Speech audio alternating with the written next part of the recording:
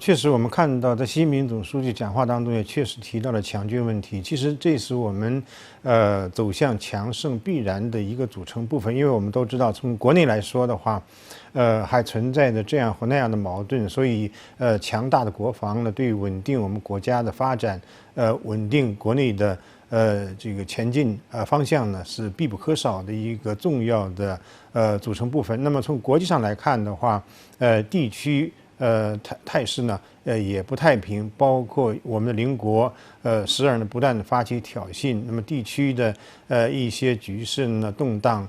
不安，那么大国呢现在经过了几年的战略调整之后呢，也把大国之间的战略竞争呢作为他们的主要对外政策，所以目前来看的话，不管从国内还是从国际上来看。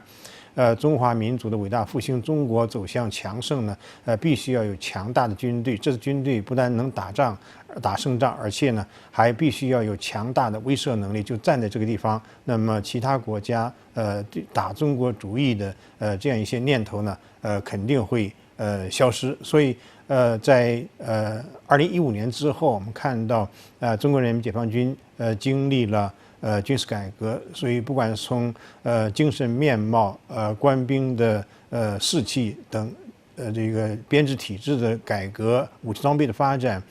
等几个方面呢，我们都看到了长足的发展。这一切都应该归功于中国共产党对于军队的绝对领导，这是我们建军的宗旨，也是我们建军的基本原则。所以在未来，特别是在中华民族走向伟大复兴的历史征程。过程当中呢，应该对于这支军队的建设，对于这支军队的依靠呢，